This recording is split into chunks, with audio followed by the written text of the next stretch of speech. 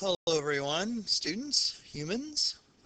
Today's first video lesson is on empirical formulas, and for the honors guys, molecular formulas. I'll do that in a second, part 2 video. Regular chem guys will only be doing empirical formulas. This, as I have mentioned on the daily Zoom sessions, empirical formulas are the last topic that we're going to be covering in the moles chapter. So, what's the difference between an empirical and a molecular formula? Well, a molecular formula is pretty much that same old chemical formula that we've been talking about all year, like NaCl, CaCO3, C6H12O6, etc. Okay, and this is a synonym. So in chemical formulas and molecular formulas are synonyms for one another. And a molecular formula then is a formula that shows the actual numbers of atoms, and I'm going to say moles, I'll show you guys that later, in a compound. In other words, we know that NaCl is composed of 1 sodium and 1 chlorine. C6H12O6 has 6 carbons, 12 hydrogens, and 6 oxygens. That's the actual number of elements of each element in those compounds.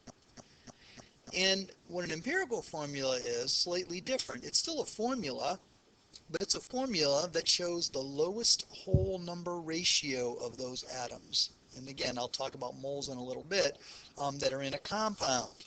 And I'm going to show you some examples here. So I'm going to show you some molecular formulas, and then I'm going to show you the empirical formula that goes along with that to hopefully explain this definition. That's the lowest whole number ratio of atoms. Okay, so let's take our first molecular formula example, NaCl. Well, there's 1 Na and 1 Cl. And that's the lowest ratio, as it is. And so the empirical formula, the formula with the lowest whole number ratio of atoms, sorry, that's supposed to be an N, lowest whole number ratio, lowest whole number ratio of atoms would be 1 to 1. In CaCO3, well, 1 to 1 to 3 is already the lowest whole number ratio. And so it turns out that for some compounds, like NaCl and CaCO3, the true formula, the actual formula, and this lowest whole number ratio formula are identical. Not so for the following 3 formulas as my examples. C6H12O6 can be 6 to 12 to 6 can be reduced lowest whole number ratio to 1 to 2 to 1. C6H6, there's a multiple of 6 there, and so you take that 6 out, and the empirical formula is CH. C2, H4, N6. There's a multiple of 2 in there. And so the empirical formula would be 1 to 2 to 3, CH2N3. So for some compounds, the empirical formula is actually a reduced formula. Now what I'd like to do is, you may have a question. If I have an empirical formulas, what are the possible molecular formulas that might go with that empirical formula? And here's a couple of examples going the opposite way. So CH3, that is a lowest whole number ratio formula. And it could be a possible molecular formula could be CH3. In other words, the empirical formula and the molecular formula could be the same. There could be a multiple of 2, so that going back, right, if this is a 2 to 6, then it would be 1 to 3 lowest whole number ratio. And that would be a multiple of 2 in the formula subscripts. Here, C3H9, that's a multiple of 3 in there. And you can see that this molecular formula would reduce to the same empirical formula as these guys, and so on and so on. I could have C10H30, I could have C100H300, and they would still have the same empirical formula. And so one empirical formula, given this whole multiple thing, can have many molecular formulas, but one molecular formula can only have one lowest whole number ratio formula. Another example, this is glucose that you learned about in biology. This is sucrose. which is table sugar that you put on your oatmeal. And you can see that those two different sugars have the same reduced formula. So these two molecular formulas have the same empirical formula because 6 to 12 to 6 is 1 to 2 to 1, and 11 to 22 to 11 is also 1 to 2 to 1. Okay, now a little earlier in the lecture, I said that that the formula, the subscripts in a formula can represent moles in addition to atoms. So let's kind of explore this a little bit. So let's say I had one molecule of NaCl. Well, in that one molecule of NaCl, there's one sodium atom and there's two chlorine atoms. So these subscripts 1 to 1, I'll tell you how many atoms there are. If I had two molecules of NaCl, well, that's going to be 2 sodiums and 2 chlorines. 10 molecules, that'll be 10 sodium atoms and 10 chlorine atoms. You getting the idea? 100 would be 100 sodium atoms and 100 chlorine atoms. Now, let's really bump up that amount. What if we had 6.022 times 10 to the 23rd molecules, or 1 mole of sodium chloride, a macroscopic amount? Well, in that amount of NaCl, there would be 6.022 times 10 to the 23rd individual sodium atoms, so 1 mole of sodium atoms, and 6.022 times 10 to the 23rd chlorine atoms, or 1 mole of chlorine atoms. And so you can see that these subscripts here, 1 and 1, in a microscopic amount, 1 molecule, also are the same subscripts as the number of moles of each element. And essentially what this means, in order to make 1 mole of NaCl, you need 1 mole of sodium and 1 mole of chlorine. Therefore, what you can see is the subscripts in a chemical formula, okay, in this formula represent not only the individual number of atoms present, but also the number of moles present in the compound. I know what you're asking. How is that going to help us find this empirical formula if one of the things we want to learn how to do is figure out the empirical formula for a compound? What good does that do? Well, if we want to find an unknown compound's formula, what that previous page of notes kind of said was, hey, you know, if you know the number of moles of each element in that compound, well, the number of moles of each element in the compound also represents the subscripts for each element, and if you know the subscripts, well, then you can write the formula as you see here. And so essentially what we're saying is, let's say we had an unknown compound that was made of carbon and made of hydrogen. And if we want to know the formula of it, we just need to know how many moles of carbon there were in the compound and how many moles of hydrogen there were, and then this, what we're going to call the number of moles of carbon, X, that unknown amount, and Y, the number of unknown moles of hydrogen. But if we learn the values for X and for Y, we'll be able to figure out what the formula is. All right, guys, now we're going to get to the meat of the lecture here. How do you find the empirical formula for a compound? Well, what I just kind of said was, if to find the empirical formula of an unknown, we need to figure out how many moles of each element are in the compound, and those numbers of moles will be able to give us the subscripts. Now, there's 3 sources of lab data, and I didn't mention this before, but the word empirical, and the reason it's kind of called an empirical formula is something empirical is something that is formed from observed data. Okay, and so there are 3 sources of data that we can take in the lab that we can use to find these numbers of moles, and then they'll allow us to find the empirical formula. So the first source of data is moles data. If I know the number of moles, that's pretty much it. That's the number of subscripts. So what we'll say is, when we know the number of moles, those numbers of moles will become the subscripts. That's pretty easy. What if we know mass data? What if in our unknown compound we know how many grams of something, of each element there are? Well, we can take that mass We can convert it to moles using the molar mass. And then, once we have moles, well, we already said that once we know moles, those moles become the subscripts. And finally, we can use percent composition data. And this actually, if you remember, when we learned about percent composition, we said that percent composition had a few applications. One, you could use it to just find the percent of each element in a compound, the percent by mass of each element. We did some percent composition yield problems where we found how much of an element you could extract from a certain amount of compound. We also said that because the percent composition is unique, it can be used to identify a compound. And the final application for percent composition, and this is actually the one that's the most important, you can use percent composition data to determine the empirical formula, the formula for an unknown, okay?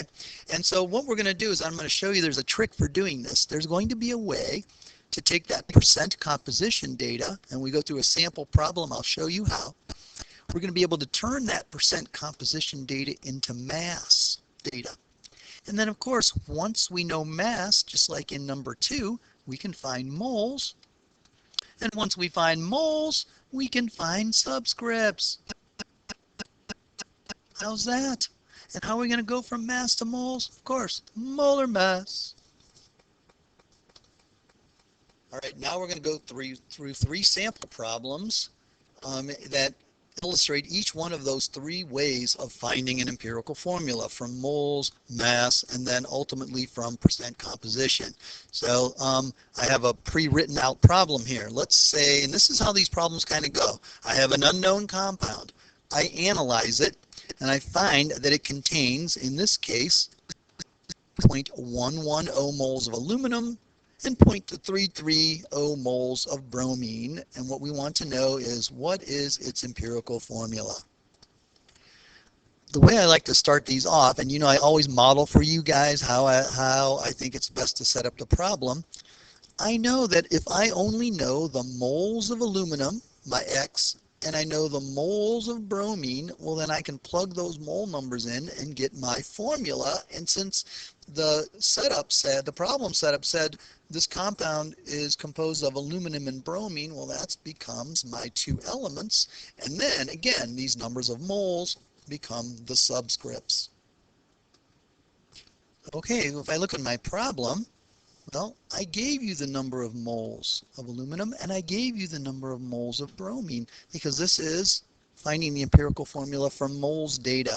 And so all I really did was take this number of moles and put that in for my number of moles of aluminum. I put this number in for my number of moles of bromine. Now, this looks like, what I'm saying is, well, that's the empirical formula. That's the formula for this compound. Well, you and I know that you've never, ever seen a formula that has decimals or fractions. And so the final thing that we have to do is, if you remember, the empirical formula was defined as the lowest whole number ratio formula for a compound. Okay? And so what I need to do is, I have these moles, but you can't have decimal or fractional subscripts. And so what we need to do to get the actual formula, or the actual empirical formula, is reduce this into its lowest whole number ratio. And gentlemen, the easiest way to do that is a mathematical trick.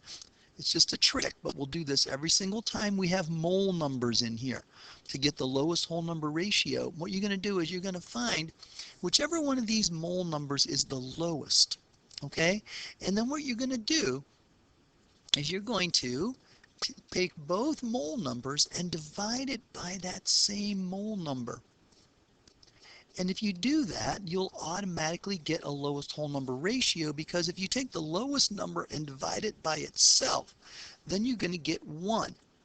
And then you take 0.330 and divide it by that lowest number of moles between the 2 elements, and you're going to get 3. And so what that means is, formula-wise, this compound with lowest whole number ratio subscripts is Al AlBr3, and we wouldn't put the 1 there, so we would then write AlBr3. So gentlemen, that is the empirical formula for this compound. Okay, let's tackle the second type of empirical formula problem you might see. Finding empirical formula from mass data. So instead of finding moles for my unknown substance, an unknown substance is analyzed and found to contain 2.68 grams of calcium and 4.72 grams of chlorine. What is its empirical formula? And so the same way I started the other problem, I put my two elements, Ca and Cl. X is going to represent the number of moles of calcium, and Y is going to represent the number of moles of chlorine. And so what I need to do to get my subscripts, because the subscripts come from those moles, I need to convert grams of calcium and grams of chlorine to moles of chlorine and moles of calcium. Okay, so how am I going to do that? Well, we know that we want to go from mass to moles, mole, mole, mole.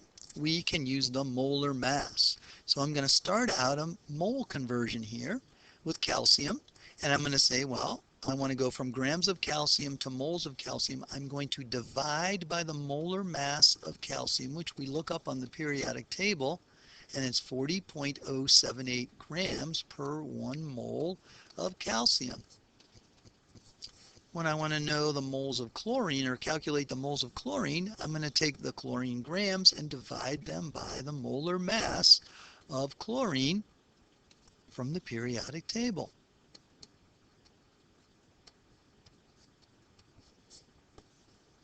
So when I complete the math here, I find that I have 0.0669 moles of calcium and 0.133 moles of chlorine. And again, this number of moles of calcium represents this subscript X. This number of moles of chlorine represents that subscript Y. So now what I'm going to do is I'm going to transfer this X and Y to my proposed formula. Okay, so that's what I've done. I've taken my 0.0669, placed it as my subscript, 0.133, placed it as my subscript. Again, we can't have decimal subscripts, so what we need to do is take that 0.0669 and that 0.113 and divide each by the lowest number of moles to get that lowest whole number ratio. So I'm going to take this, I'm going to divide this by 0.0669, and I'm going to take my other subscript and do the same. And when you do that, you find that this subscript here becomes 1, and this subscript becomes 2. And so then the empirical formula for this unknown compound that has this many grams of calcium and this many grams of chlorine is CaCl2.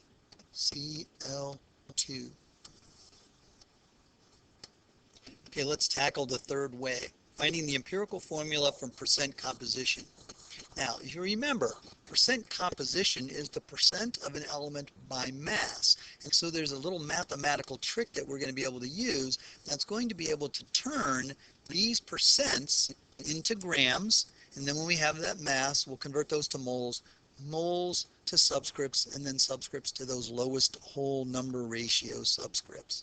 Okay, so an unknown compound is analyzed. It has 75% carbon and 25% hydrogen.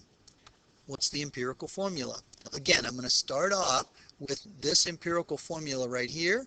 That I need my unknown moles, X and Y, and I need to be able to find moles. Well, how am I going to do that? Well, the trick that we use when you have percent composition data is just pretend that what you analyzed was a 100-gram sample of the CXHY.